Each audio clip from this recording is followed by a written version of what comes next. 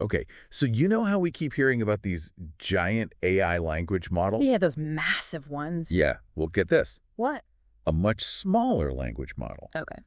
was trained by basically just playing a game. A game. Like what kind of game? It's basically like that countdown numbers game, Okay, yeah. And so it was only trained with a few billion data points. Those are what we call parameters, right? Exactly, parameters. Okay. But the crazy thing is it was actually better at a lot of reasoning tasks Really? than these other huge models. Wow. So it's like saying a smaller brain can sometimes outperform a bigger one. Exactly. That's Yeah. super surprising to me. Yeah. So that's what we're going to look into today. Cool. Yeah. Like what's going on there? What can we learn from that? Yeah.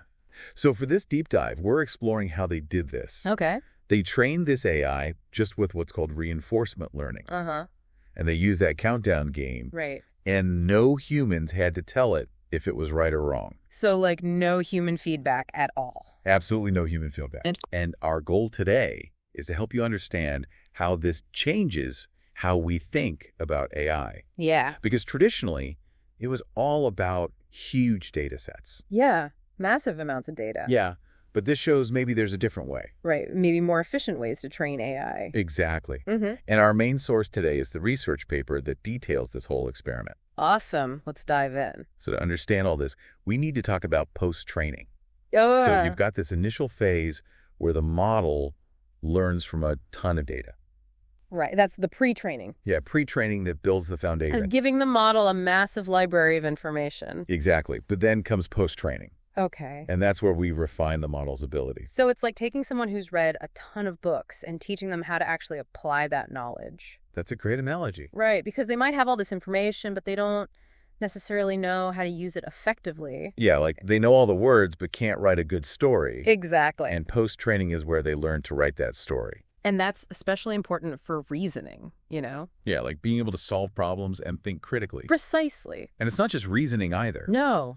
It also helps with things like making sure the AI behaves ethically. Oh, right. So it aligns with our values. Yeah, and that it can adapt to new situations and tasks. So it's not just stuck in one narrow area. Exactly. Very adaptable. Makes sense.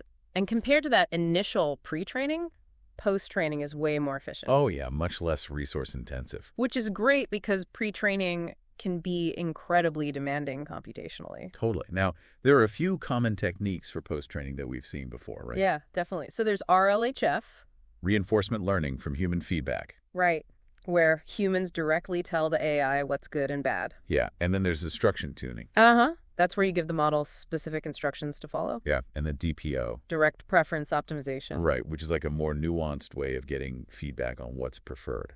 Exactly. So it's learning from comparisons between different outputs. Yeah, those are the big ones. But this research took a different approach. Yeah, they went with pure reinforcement learning. Meaning?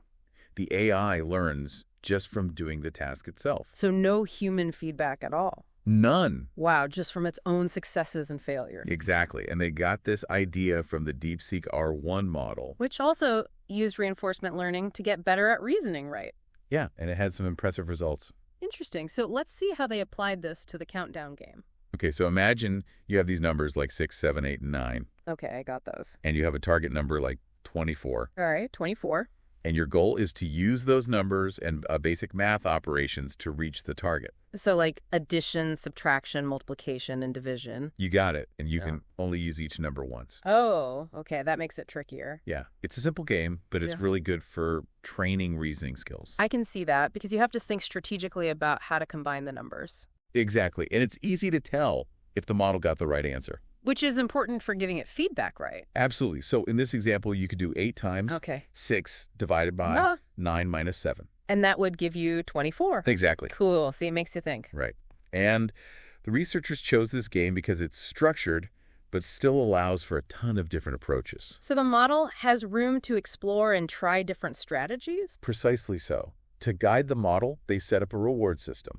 Okay, like points for doing well. Yeah, basically, so the AI knows if it's on the right track. Makes sense. And they had 2 main types of rewards. Okay, what were they? The first was a format reward. Format reward. Yeah, this was all about how the model structured its answer. So like how it presented its solution. Exactly. They wanted it to show its reasoning first within these special tags. What kind of tags? They were called think tags. Think tags. And then they wanted the final equation in answer tags. So it's like showing your work before giving the final answer. Precisely. Yeah. And to make sure the model was doing this correctly, they used regular expressions. Regular expressions. Those are like super precise search patterns, right? Yeah, exactly. They're like a very specific tool for finding patterns in text. So they used those to check if the think tags were in the right place. Yeah, and that there weren't any extra ones that would mess things up. So it was all about enforcing that clear structure of reasoning followed by the answer. Exactly. Okay, and what was the second type of reward? That was the answer reward. Okay. And this one was much simpler. How so? It was binary. Yeah. So either the model got a 1 for a correct answer or a 0 for an incorrect answer. So a very straightforward yes or no reward. Yeah, very basic, but effective. Makes sense. But I guess there could be more nuanced ways to reward the model, right? Oh, absolutely. The researchers even mentioned that themselves. Oh, yeah. They said something like, process reward models could be even better. Process reward model. Yeah, those could give partial credit for steps that are logically sound. Oh, I see. Even if the final answer is wrong. Exactly. So it's not just about the end result, but also the process of getting there. So rewarding the steps along the way. Yeah, encouraging a good thought process. Interesting. Okay, so they had the rewards. Now they needed a way to actually train the model. Right. And they didn't just use any old reinforcement learning method. What did they use? They used something called group relative policy optimization. Okay, that's a mouthful, GRPO. Yeah, GRPO for short. GRPO. Okay, so how is that different from other methods? Well, a more traditional method would be proximal policy optimization, or PPO. Okay, PPO versus GRPO. Right. And the key difference is in how they handle something called the value function. Value function. Yeah, think of it like this. With PPO, you have this separate component that's trying to predict the future value of each move. Okay, so it's looking ahead. Yeah, but with GRPO, it's more like a team of players. Oh, okay. And they compare their results right away to see who did better in that round. So it's more immediate feedback. Exactly, more focused on the present moment. Interesting. So GRPO basically gets rid of that separate predictor and just compares results within the current batch. Exactly, it simplifies the process. And the researchers said this makes GRPO computationally more efficient, right? Yeah, about 60% faster per training step compared to PPO. That's a significant speed boost. Definitely. But there are some potential downsides too. Like what? Well, they said GRPO might be more vulnerable to something called length hacking. Length hacking, that sounds weird. It's basically where the model might try to generate longer and longer responses. Oh, I see. Hoping to get more reward even if the reasoning isn't actually better? Exactly. It's like trying to game the system. And since GRPO doesn't have that separate value function component, it might not be as good at accurately estimating rewards in really complex situations. That's right. So potentially lower accuracy in some cases. Yeah, but overall it seems like a promising approach. Definitely worth exploring. Okay, so they have the game, the reward system, and the learning method. Right now, let's get into what actually happened when they started training the model. Yeah, what kind of reasoning behaviors did they observe? Well, in the early stages, the model was still learning the ropes. Like, it would try to use the think tags, but not always correctly. So it was getting the format wrong sometimes. Yeah, and of course the math wasn't always right either. Still figuring things out. Exactly, like a student who knows they need to show their work, but doesn't quite get the concepts yet. Right. But they said after just 80 training steps, things started to improve. Yeah, the model got much better at using the tags properly. So the format was more consistent? Yeah, but the reasoning itself was still pretty basic. Oh, how so? It was mainly using trial and error. So just trying random things until it stumbled on the right answer? Pretty much very brute force. Okay, but even at this early stage, they noticed something interesting. What was that? They saw signs of what they called verification-based thinking. Oh, interesting. Yeah, like the model would make a calculation and then say too high or too low. So it was comparing its results to the target. Exactly, even if it wasn't strategically adjusting its approach. So it was at least checking its work. Right, like a very rudimentary form of self-assessment. And then what happened as the training progressed? Well, around 300 steps, they started to see more sophisticated human-like thinking. Wow, so it was actually getting smarter. Yeah, the model began to explore different solutions step by step. So less random, more deliberate. Exactly. It would try an operation, see the result, and then adjust its calculations based on how close it was getting to the target. So it was learning from its mistakes. Exactly. And they even saw instances of backtracking. Backtracking. Yeah, where the model would realize a certain path wasn't working and then try a different one. Oh, so it was abandoning dead ends. Exactly. Much more strategic than just randomly trying things. Like it was forming a plan. Right. And they gave an example in the paper. Oh, yeah. Where the model identified the biggest and smallest numbers. Okay. Then it tried subtracting them to get closer to the target, and then figured out how to use the remaining number to reach the final answer. Wow, that's impressive. Right. And they also observed this aha moment phenomenon. Aha moment. Yeah, this was something highlighted in the DeepSeek R1 report, too. So it's not a new concept. Right. It basically describes a sudden jump in the model's reasoning ability. Like a breakthrough moment. Exactly. And sometimes the model would even generate phrases like, wait, or oops. Yeah, as if it was recognizing a flaw in its logic and trying to fix it. So it's like it was debugging itself.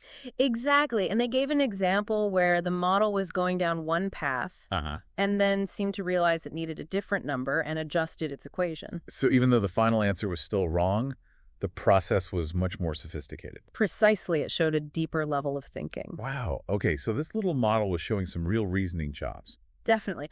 But one thing that stood out was the relationship between the length of the model's response and its reasoning ability. Oh, yeah. What was going on there? Well, they noticed that the length actually fluctuated during training. Fluctuated? How so? Initially, it decreased as the model moved from that brute force approach to more reasoning-based strategies. So it's getting more concise. Yeah, which is interesting because in the DeepSeek R1 study, they saw an increase in length. So different results there? Yeah.